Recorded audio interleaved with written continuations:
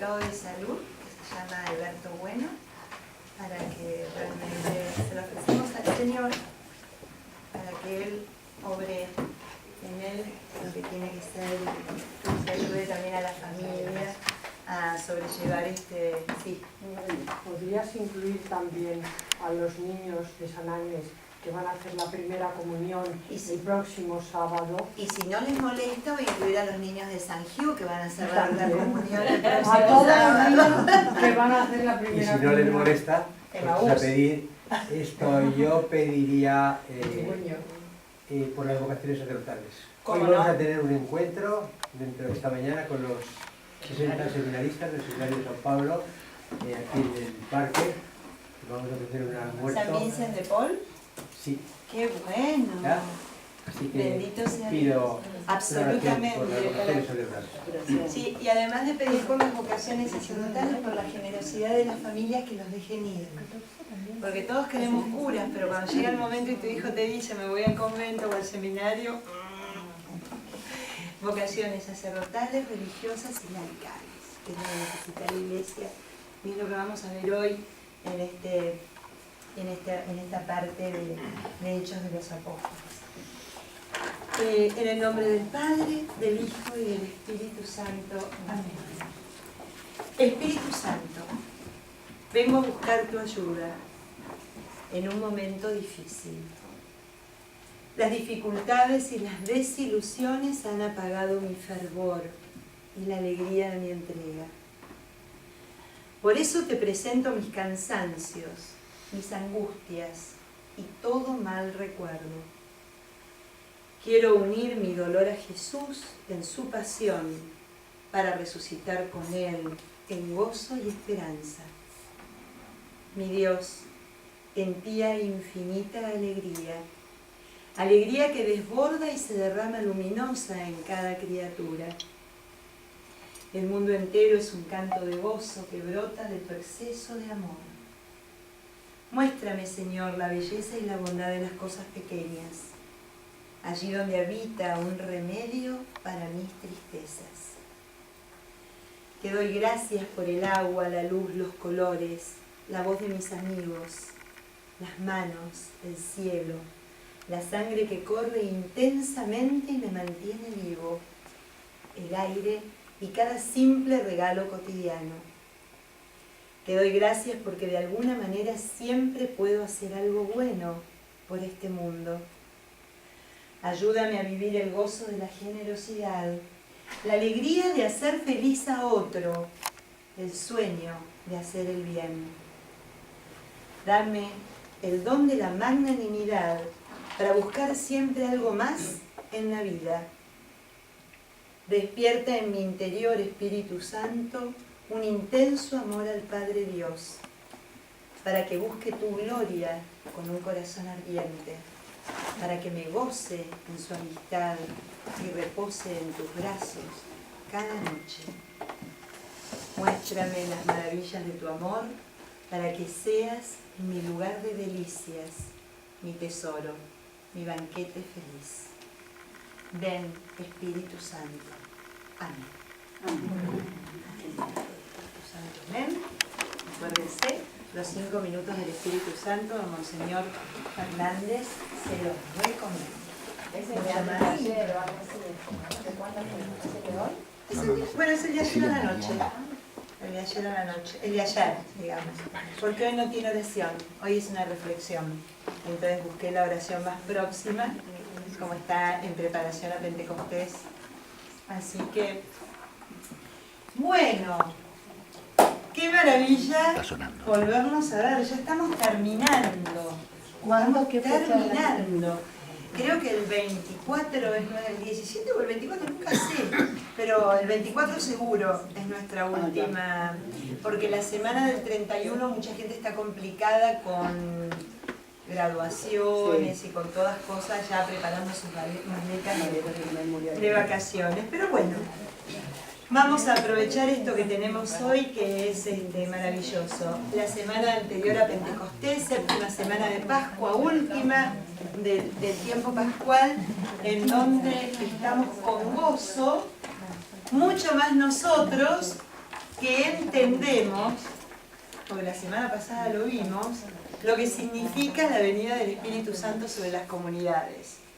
Acuérdense que lo que vimos la semana pasada en Hechos fue cómo una comunidad de fe, una vez que recibe el Espíritu Santo, se convierte en una comunidad viva de fe, en una comunidad misionera, en una comunidad testigo, en una comunidad que sale a decir lo que significa ese fuego ardiendo en su corazón y la presencia real de Dios en el medio. Es una comunidad cristocéntrica, teocéntrica si se quiere. Dios está en el medio, es su alimento, es su fundamento, es su vida. Eso es lo que sale a comunicar. Eso es lo que vamos a ver hoy. ¿Qué es esto de las comunidades cristianas? No.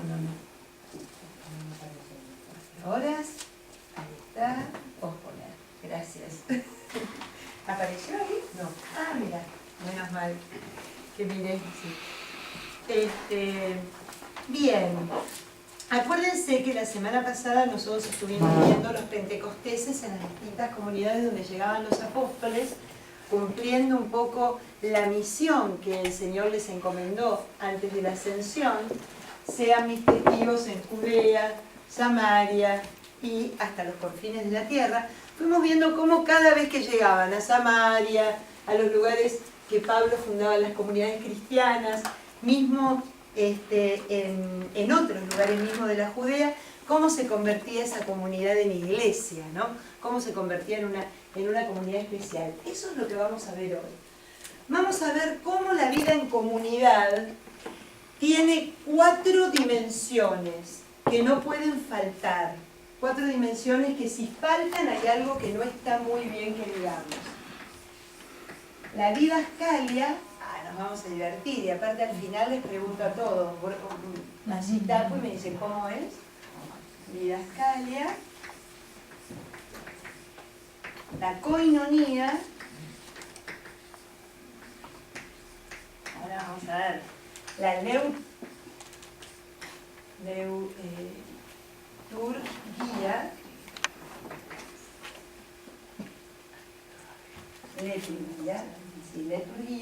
y la diaconía.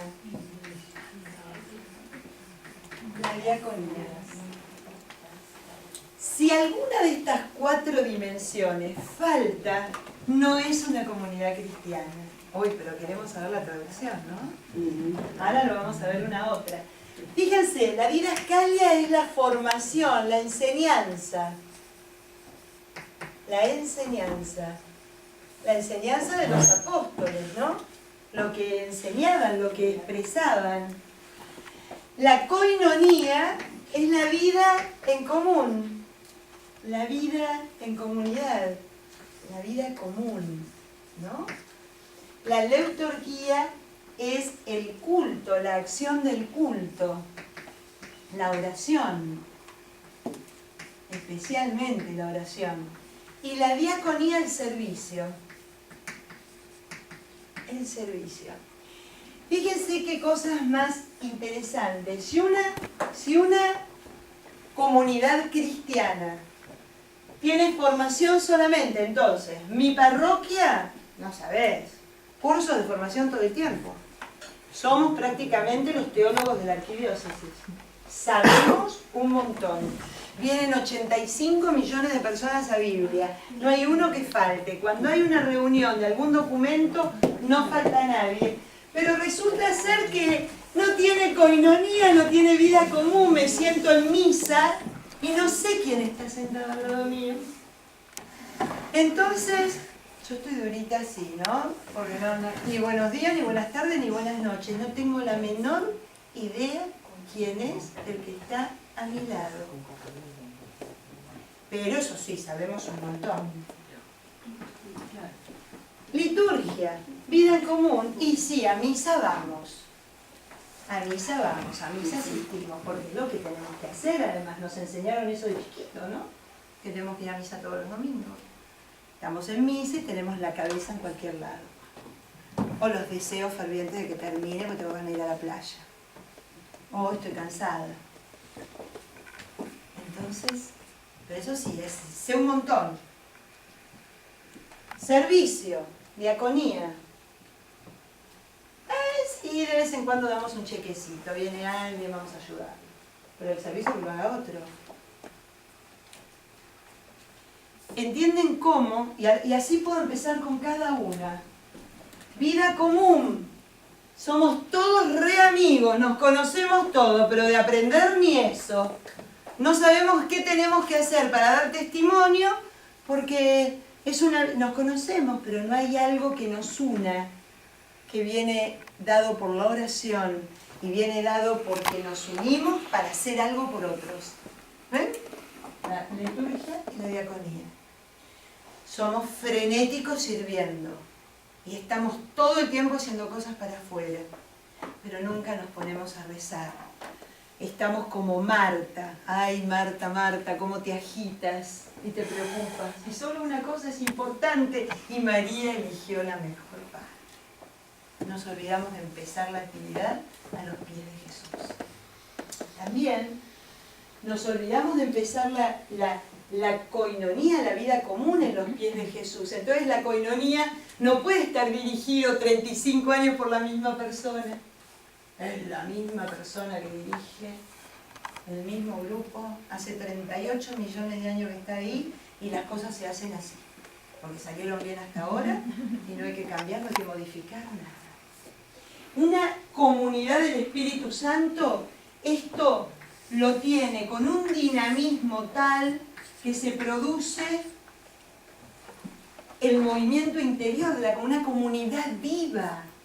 Una comunidad viva, una comunidad que se encuentra en Cristo, que conoce a quien se está encontrando, que conoce, o sea, que aprende, ¿no? Que lo celebra, lo alaba, lo pone en el centro realmente de sus intenciones y sale a servir a los demás. Esas son las 4 dimensiones de la comunidad cristiana que vamos a ver hoy y que no pueden faltar dentro de una comunidad que recibió el Espíritu Santo. Saben que es muy necesario que permanentemente estemos dándonos cuenta cómo está nuestra comunidad. Los Hechos de los Apóstoles, recuerden que no son un libro de historia, no es una documentación de lo que pasó en el siglo I, cuando este grupo de gente no tenía otra cosa que hacer y inventó la iglesia. Los Hechos de los Apóstoles son un recordatorio permanente de lo que tenemos que hacer nosotros como comunidades testigos de fe. Y en base a estos hechos, y a lo que me muestra Hechos, a lo que Lucas me da a conocer, preguntarme, ¿es mi comunidad una comunidad de aprendizaje? Pero ojo, que no estoy hablando de un aprendizaje solamente de orden intelectual. El orden intelectual no cambia nada. Miren, aprender algo simplemente por saber no me lleva a seguirlo más de cerca a Cristo. Saber sobre Él es lo que hace que yo me aproxime más a Él, que me decida en un momento determinado a seguirlo y a seguirlo con todo, ¿no? Fíjense que de alguna manera, no sé si ustedes lo pueden ver, estas 4 dimensiones comunitarias son también de alguna manera las 4 dimensiones de nuestra existencia, ¿no? Pues nosotros podemos decir, nosotros también aprendemos nuestra parte intelectual, nuestra parte social, nuestra parte de oración y nuestra parte de servicio, nuestro hacer. Como también todo eso tiene que formar parte de nuestra vida. Empieza el Señor a tocar cada uno de estos ámbitos en mi existencia, entonces cuando yo formo parte de una comunidad, es natural que se dé también la integración de Dios en cada una de las áreas. ¿Es claro dónde quiero apuntar? Es muy interesante, porque no se es comunidad porque tengamos un nombre, comunidad de San Agnes. La comunidad está porque vivimos como una comunidad cristiana, no porque está en los papeles que lo somos. Es tremendo, pero en la religión y en la espiritualidad y en la vida, digamos, apostólica o pastoral, muchas veces damos por hecho cosas que no tendríamos que dar por hecho nunca. porque las tendríamos que ir haciendo siempre. Es un ver, un juzgar y un actuar. Ver a la luz de Hechos de los Apóstoles en qué tenemos que profundizar, qué es lo que más tenemos que trabajar como comunidad. Y cuando digo comunidad, es comunidad, no Emaús, no Camino al Corazón, no la catequesis, no otros grupos que puede haber en la parroquia. Es comunidad. Porque recuerden que los grupos son piedras vivas que forman un solo cuerpo en un determinado lugar territorial, que es la parroquia. Porque si no, yo voy al grupo, no soy parte de la comunidad de San Agnes. ¿Es claro? No. ¿No es claro? No, porque no entiendo, uno ejecuta la vida en comunidad a través de la participación en grupo. Exactamente. Nos ponemos en 100 personas a interactuar, entonces Estoy ¿cómo? totalmente de acuerdo con Mosalé, pero no se agota mi comunidad en ese grupo. Yo trabajo en ese grupo insertado dentro de una comunidad parroquial, porque pierdo la dimensión, si no. Porque entonces, fíjate vos que qué diferencia hay si mi grupo es cerrado y lo único que me preocupa, entonces me va a molestar, mirá, nosotros tenemos 10 y ese grupo que acaba de empezar tiene 100. Es mi comunidad. Trabajamos todos para la gloria del Señor y para el crecimiento de su reino en este mundo. Ok, pero el grupo se inserta en la Totalmente. comunidad. Exacto, pero eso... Pero tú lo vives a través del grupo. Por supuesto. Obviamente no te vas a meter en una cosa pero separatista. es muy ¿no? común. Es muy común que el grupo termine siendo mi comunidad de referencia. Saben, una de las cosas, yo he trabajado muchísimos años y me dedico a eso, a ayudar a las comunidades a que hagan su pastoral de conjunto. No sabes lo que cuesta. No sabes lo que cuesta que todos los grupos de una parroquia tengan un denominador común y digan, todos vamos para allá. Ahora, claro, cada uno va para allá según su carisma. Nadie le está pidiendo, vos tenés que ir para allá, pero como yo... No. Yo respeto a los carismáticos, respeto a los contemplativos, al grupo de matrimonios, al Emaús y al que sea. Pero todos vamos para allá, ¿eh? Todos vamos para allá. ¿Es claro? Sí. Entonces, las necesidades de la comunidad son de todos.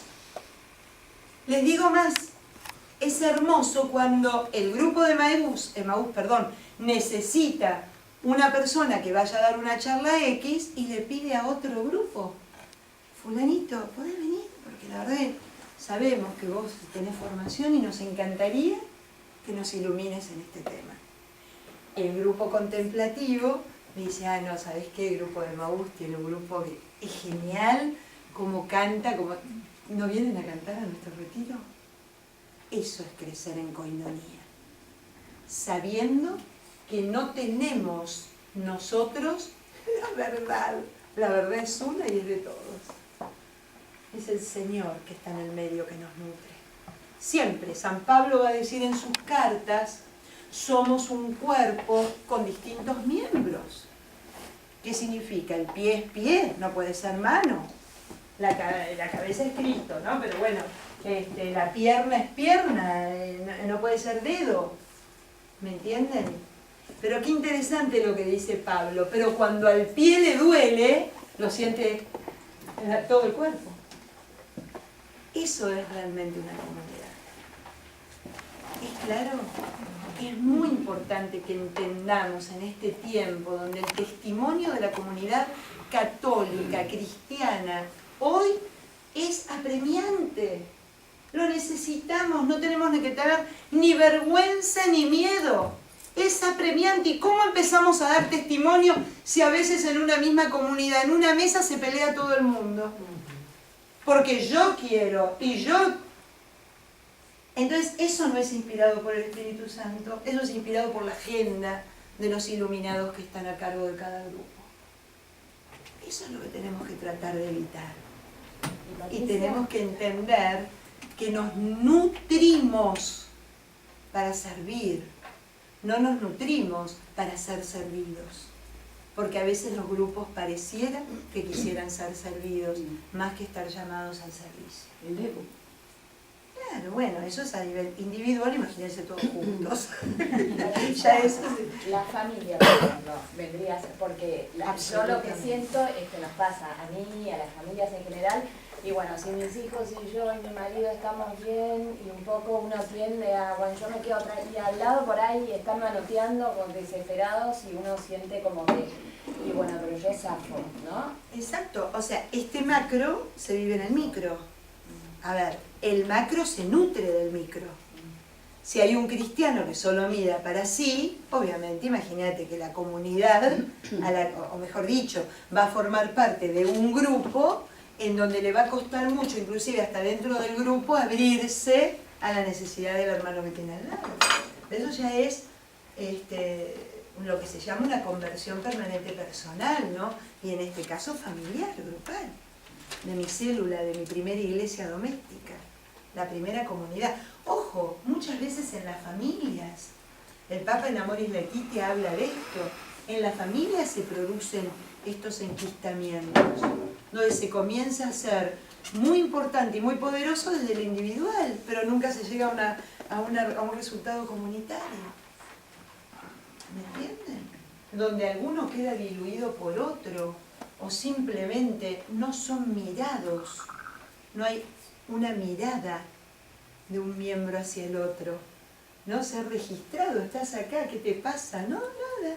Compartimos un mismo techo, pero no somos una comunidad, que es lo que suele ocurrir en los grupos parroquiales. Compartimos un mismo edificio, pero no formamos una comunidad. Eso es lo que nos despierta Hechos de los Apóstoles.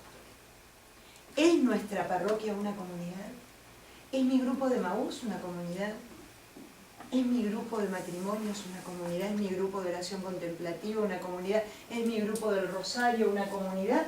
O, entonces, fíjense dónde se ve. Hay una actividad parroquial, y ¿sabés qué? Yo voy a mi grupo y digo, chicos, la actividad parroquial, que sería de crecimiento para todos, da la casualidad que es el día y a la hora de nuestra reunión. Se cancela, ¿eh? Vamos todos a esa actividad.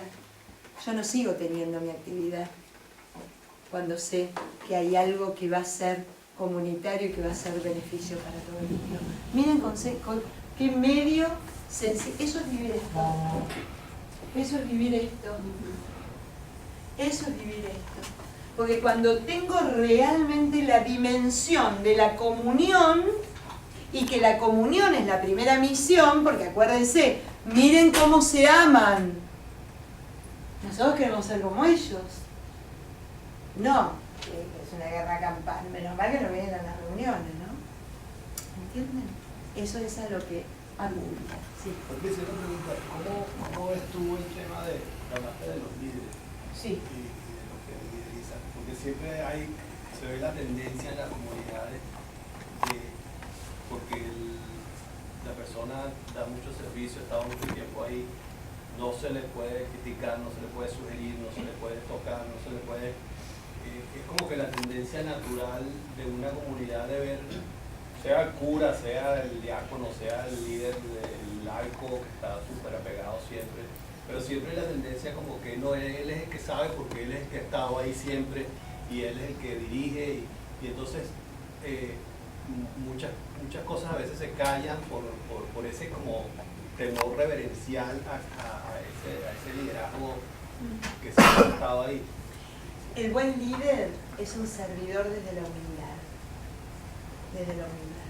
Yo creo que si hay alguien que es líder y se equivoca y alguien se le acerca para decirle, mirá, esto de repente te lo digo desde el corazón, aparte tiene que haber comunicación en la comunidad, ¿no? En la vida en común.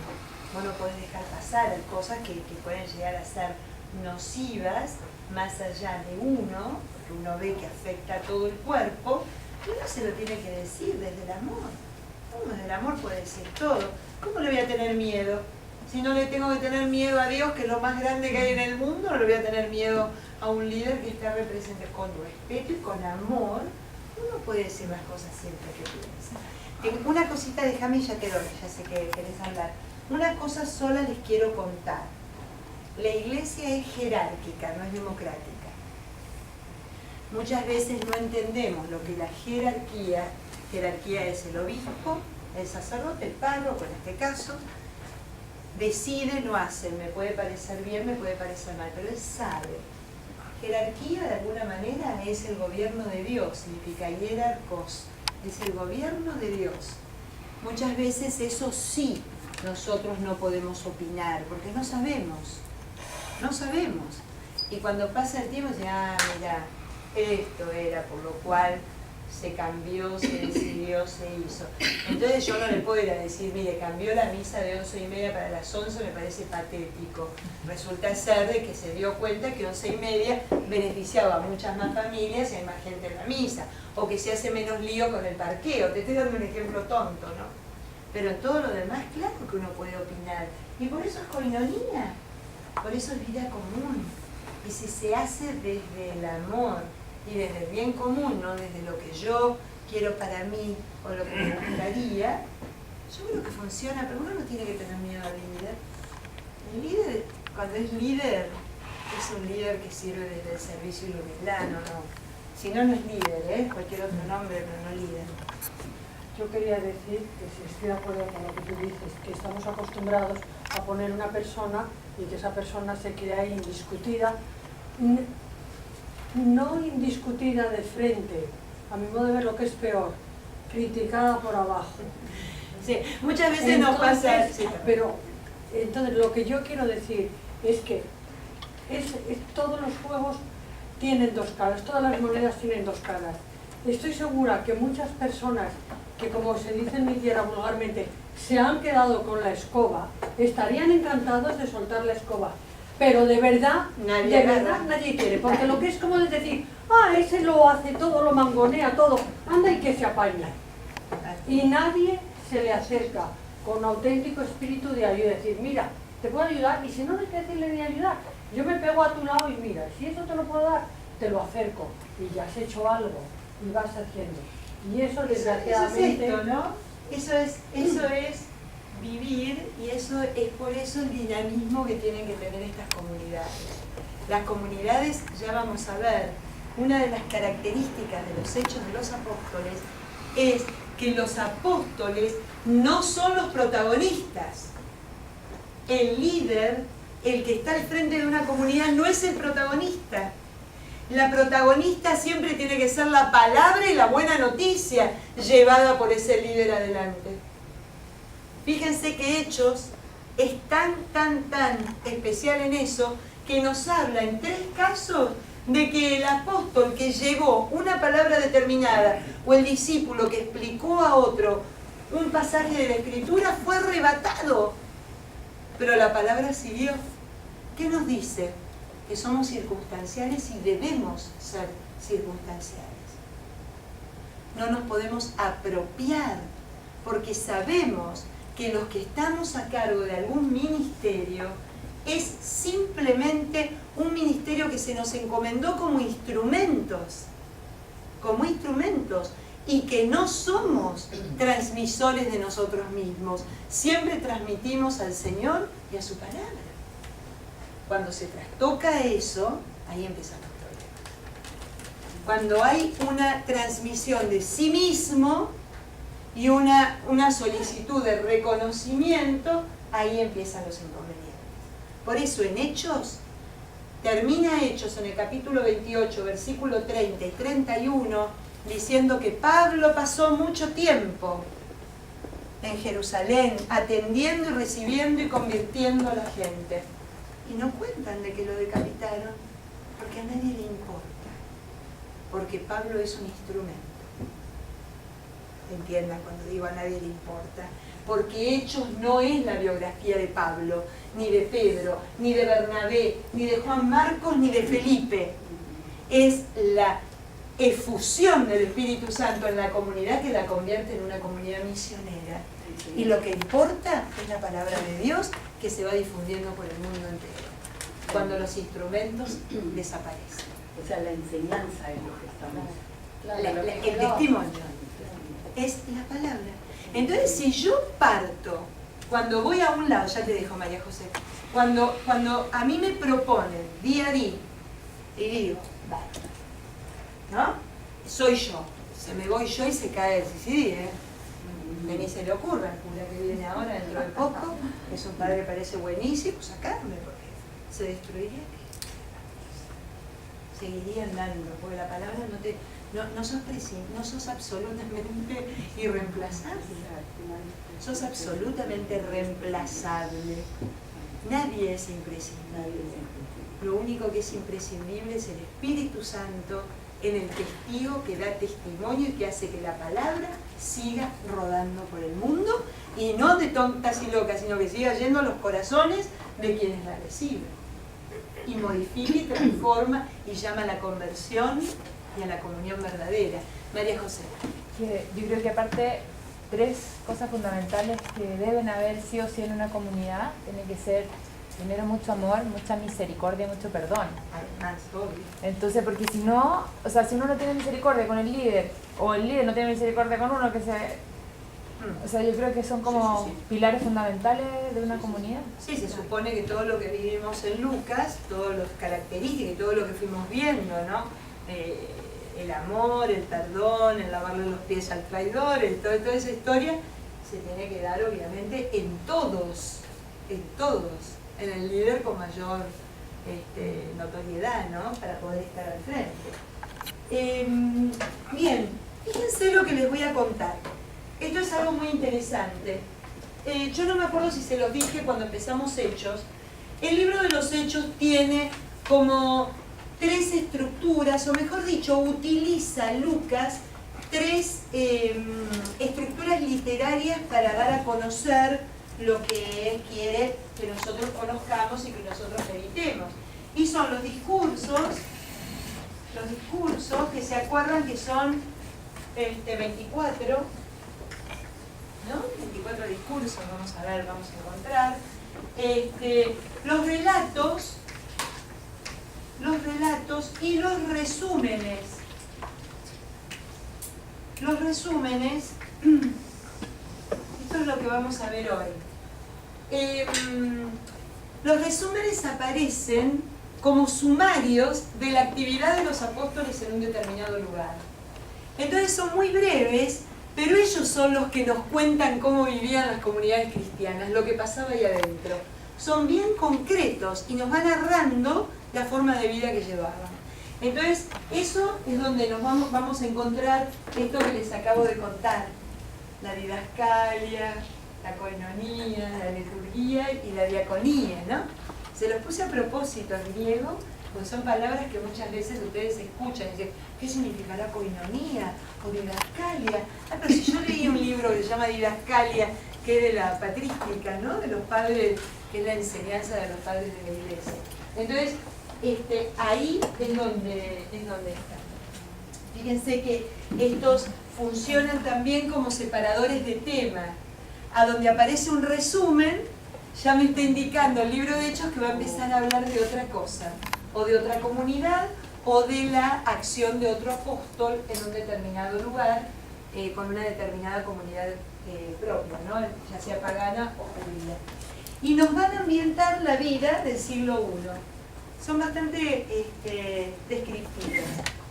¿Para qué sirven? Para mirarse. Lo que les decía recién en la introducción.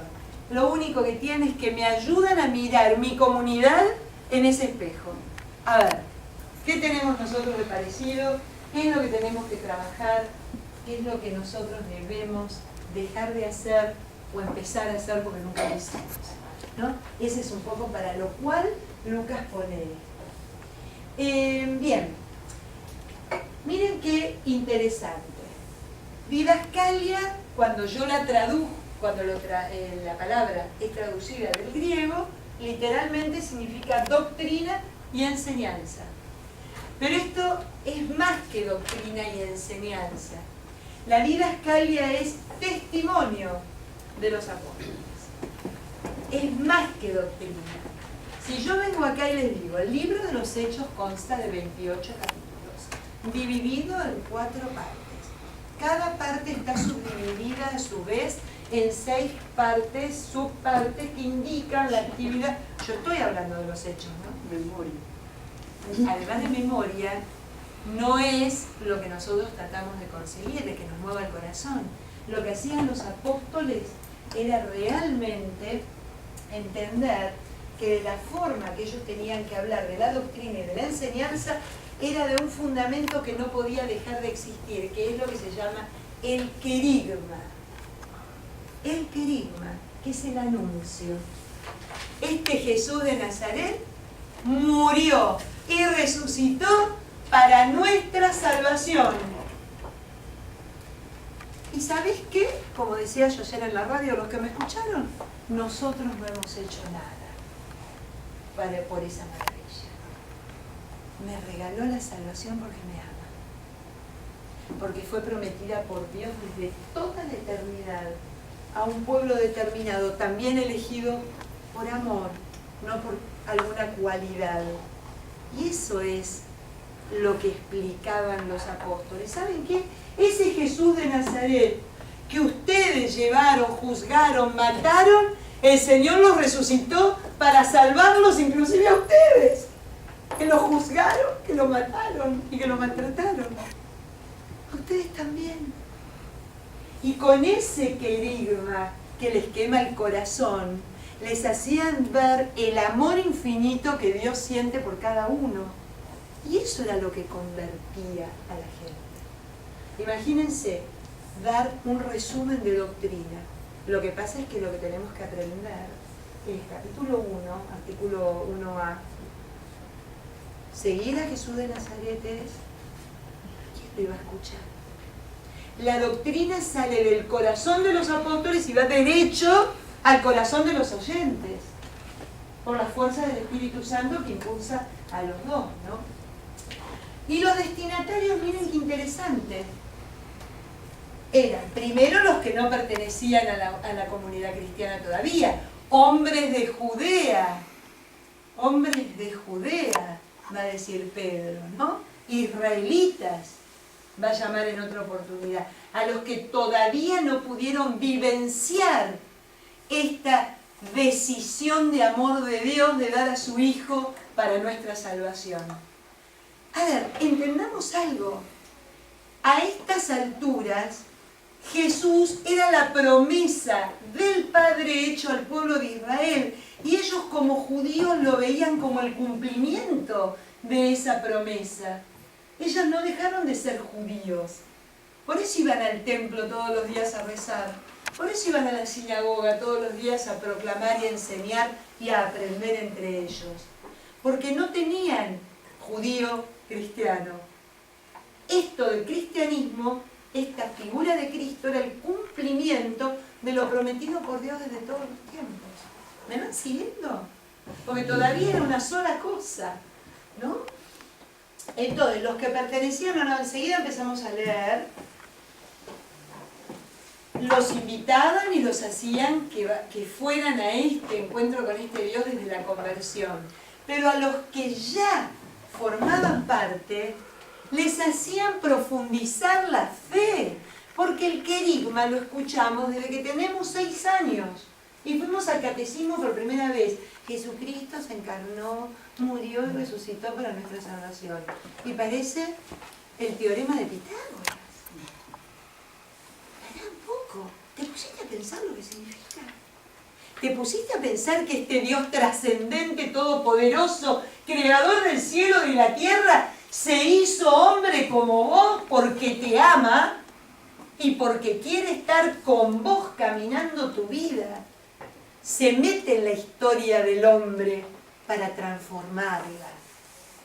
¿Y vos qué hiciste para eso? Nada. Es gratuidad, es don. Lo que me pide es que reconozca ese amor. Porque cuando yo reconozco ese amor, por lo cual Él obró de esa manera, lo vivo. Mientras lo recite como el teorema de Pitágoras, no vivo nada. Vivo desde lo intelectual, no desde lo que realmente es visceral y cambia mi existencia. ¿Estamos? Esa es la enseñanza desde el querigma, la enseñanza que tenemos que recuperar, que Francisco dice en Evangelii Gaudium y lo menciona también en Amoris Laetitia, recuperar el querigma con lo que significa el querigma. Querigma significa anuncio. este anuncio de salvación va más allá de un anuncio catequético, ¿no? Así de enunciado. Va más allá, tiene una profundidad que es realmente entender el querigma en mi vida hace que mi vida entera cambie. Patricia, Sí. una preguntita. Cuando ellos anunciaban, en aquella época que no había diferenciación, y Sí. ellos decían, daban el anuncio y le pedían a la gente que se convirtiera, ¿se convertían a qué? ¿A qué? Se A los convertían paganos, porque, digamos, ¿en qué los convertían? claro, la presencia de Cristo en medio nuestro era una presencia de orden transformadora. El judío que creía que siguiendo la ley iba a conseguir de alguna manera la transformación y la salvación de su vida. Cristo le está hablando en una cosa mucho más profunda que la ley, ¿no? Siguiéndolo a Él se transforma toda su vida en su persona. Quien cree en mí tiene la vida eterna, nos dice en San Juan, ¿no? Porque creer en Él es empezar a vivir desde Él cada ámbito, mucho más amplio que la letra de la ley. Claro, pero eso eran los judíos. Sí, y hablaba a los judíos de eso, pero Sí. ¿y a los paganos? Bueno, a los paganos les enseñaba que justamente algo muy interesante, Lucas especialmente nos describe con profundidad porque él mismo era pagano y él lo entendió desde ese lugar. De qué muy interesante, fíjense, la salvación de los paganos venía por esencialmente 3 patitas tenía la salvación, por tres vertientes. Una eran los dioses con minúscula, los dioses. Otro eran los gobernantes, puntualmente el emperador, ¿no? El César. Y otro era la sabiduría. El mundo griego entendía que su salvación estaba absolutamente ligada y era decidida por los dioses que además obraban por capricho, no por amor. No eran como uno lee el capítulo 1 del Evangelio de Lucas cuando dice que escuchó el reclamo del pueblo, ¿no? Que mira a su pueblo, que conoce a su pueblo y por eso obra con misericordia. El Dios de Israel es un Dios activo en misericordia, en amor, en escucha, en ver qué se necesita. Estos dioses tenían hasta a veces se divertían y gozaban haciendo sufrir al hombre. Era como un juego medio, la creencia de ellos, ¿no? El emperador. La salvación dependía del emperador. Por ejemplo, el emperador decretaba que era año de paz, que no llevaba al pueblo a la guerra y que por ende salvaba a todo el mundo de ese flagelo de estar en un momento de contienda y bélico, ¿no? Entonces, el emperador también era considerado Dios y también tenía el derecho sobre la vida y la muerte de la gente. ¿Vamos bien? Y esto que es muy propio de la filosofía griega, en donde el hombre a través del conocimiento buscaba la salvación. Quien sabe se salva. Quien conoce las verdades últimas termina salvando su propia existencia. Era la creencia. ¿Qué les viene a predicar? Les viene a predicar, además, en un momento, Lucas, donde lo que vivían las comunidades paganas de origen griego eran tremendamente dramáticos, porque los romanos los dominaban, les habían quitado lo más valioso que tenían, que era toda su identidad, todo este, digamos, orgullo de haber conseguido muchas cosas como habían conseguido por su poderío intelectual y cultural, ¿no? Entonces, Lucas, disminuido en eso que eran, les hace ver, pero este Dios, lejos de ocasionarnos algún trauma, divertirse con nuestra desgracia, arrojarnos a nuestro devenir y que nos arreglemos solos, es un Dios que es amor y que vive entre nosotros. Y que se da para que nosotros nos salvemos sin pedirnos nada a cambio, simplemente que nos convirtamos y que creamos en Él. Nada más. No tenemos ni que ofrecer sacrificios. Muy interesante. ni darle una persona como sacrificio humano, ni nada que no podamos. Lo que nos pide sí es el corazón, porque es la conversión del corazón. ¿Para qué? Para que nosotros vivamos mejor, porque de eso se trata la felicidad. Entonces, claro, imagínense los paganos, ¿no? Fíjense, esto era lo que hablamos recién. Hacia afuera, lo que se daba a conocer era el Evangelio. La buena noticia, flor de buena noticia. La buena noticia no es que ya Augusto decidiera festejar su cumpleaños y por ende regalarles a todos una gallina y una jarra de vino. La buena noticia era que hay un Dios que nos ama y que consiguió la salvación, y lo único que nos pide es que nosotros aprendamos a amar como Él, de la misma manera. ¿No? Ese es el Evangelio, la experiencia de la vida de Dios en medio de la comunidad que la transforma desde el amor, no desde algo que no tiene nada que ver con el amor mismo. Y hacia adentro, de nuevo, fortalecer la fe en ese Evangelio. A ver, creamos que el Evangelio es Cristo mismo. Acuérdense cómo empieza el Evangelio de Marcos, ¿no? Evangelio de nuestro Señor. Este es el comienzo del Evangelio, de la buena noticia de Jesús, el Cristo. Él es la buena noticia. Él es la buena noticia. ¿Y cuántas veces tenemos en la vida diaria, en la formación y en la enseñanza, tener esa premisa como centro de nuestra formación? Porque nos olvidamos. El Papa Benedicto vive diciendo, ser cristiano no es seguir un sistema de pensamiento filosófico, es seguir a una persona. Nos olvidamos de ese acontecimiento. Nos olvidamos. ¿Vamos bien? Y por sobre todas las cosas, el hacia adentro, porque acá es reconocer a Cristo, acá es conocerlo, y acá es, cuando lo conozco y transforma mi corazón, hago síntesis con mi vida cotidiana.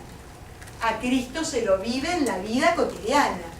A Cristo no se lo proclama en la iglesia y lo dejamos encerrado en un lugar para que no moleste. Se viene conmigo y está en mi palabra, en mi abrazo, en mi escucha, en mis relaciones, en mi comunicación. Ahí está el Señor.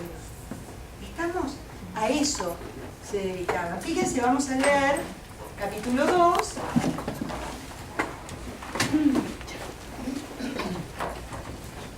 Versículo 14, si vamos a ver, esto pasa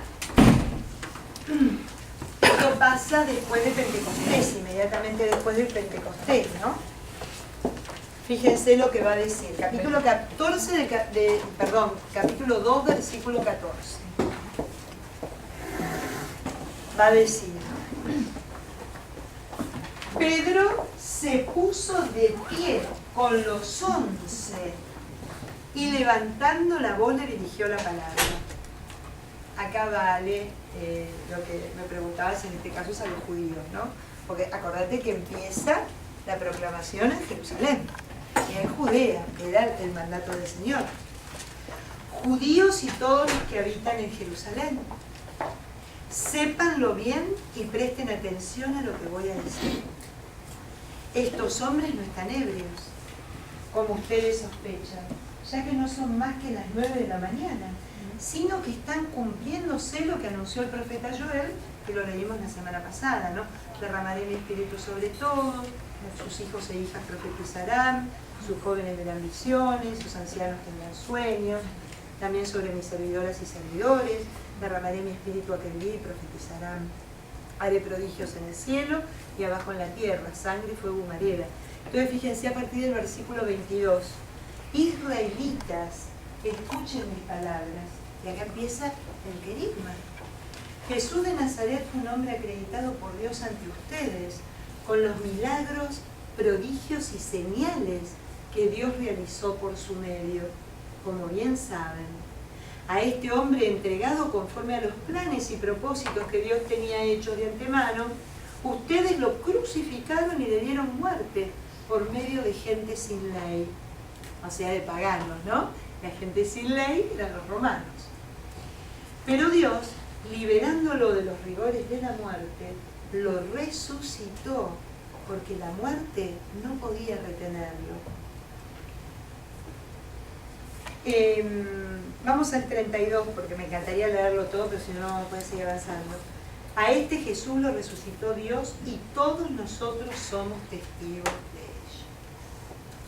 O sea, lo primero que va a hablar Pedro es el testimonio de tener un Dios vivo, un Dios resucitado. Exaltado a la diestra de Dios, ha recibido del Padre el Espíritu Santo prometido y lo ha comunicado como ustedes están viendo y oyendo. 36.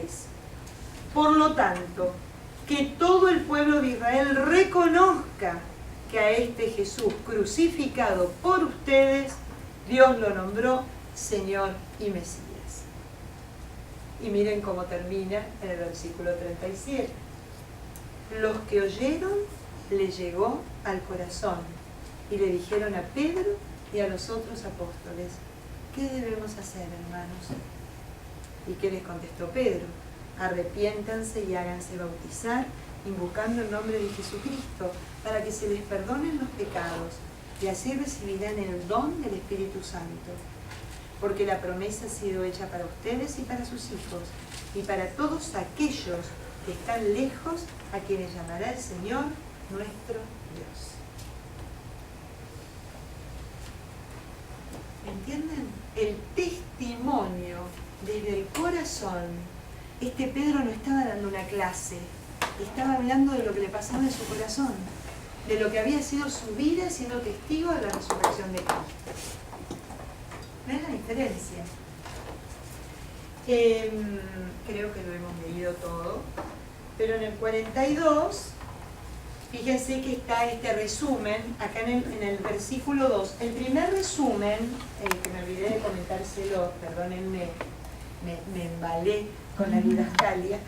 El primer resumen está en el capítulo 1 antes de Pentecostés, después de la Ascensión, en donde nos cuenta algo muy bonito, de cómo la comunidad se quedó esperando y estaban íntimamente unidos en la oración. Ahora eso lo vamos a ver en la Leutarguía, ¿no? O sea, cómo ya antes de formar parte de la comunidad con el Espíritu Santo, ya obedecieron lo que el Señor le dijo, que permanezcan y que se queden allí esperando. Fíjense, capítulo 1, versículo 14, el primer informe. Todos ellos con algunas mujeres, la madre de Jesús y sus parientes, permanecían íntimamente unidos en la oración.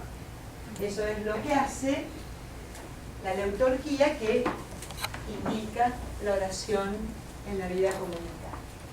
Entonces, el segundo resumen, que ahora sí es el que estábamos viendo, en el versículo 42 nos cuenta: se reunían frecuentemente para escuchar la enseñanza de los apóstoles. Hasta ahí es la didascalia, ¿no? Acá es lo que me van a decir cómo funcionaban las comunidades. Se reunían frecuentemente para escuchar la enseñanza de los apóstoles. ¿De qué enseñanza hablaban? De esta, del testimonio. Koinonía. ¿Alguien tiene hora? Perfecto, estamos re bien. ¿Alguna pregunta sobre lo que estamos viendo? Sí, María José. Yo considero como súper importante, a ver si tú nos puedes explicar, ¿por qué es tan importante considerar a Cristo y a Dios Padre, al Espíritu Santo como personas? Porque hoy en día en nuestra comunidad KBSK, mucha gente, por ejemplo, está como abierta a esto de la nueva era y que la divinidad es como etérea y que está en el... las energías, que está como que en el sol y está en millo, pero es como una cosa etérea. ¿Y por qué es tan equivocado en el fondo eso? Porque Dios es una persona. Es una persona. Entonces, ¿cuál es la importancia? Porque tú hablabas de que Pablo nos presenta a esta persona, a amarla como una integridad, como... Sí, entonces, Pedro, ¿no? En este caso, sí. Imagínense que con una persona me puedo relacionar. La energía, el espíritu que anda dando vueltas por ahí, cuando no es una persona, es algo tan aleatorio que entra dentro de lo que es el pensamiento mágico. ¿Es lo que está o no está? Es el coso que aparece. Acá estamos relacionándonos con una persona que forma parte, que entró a formar parte de mi vida. Es una persona.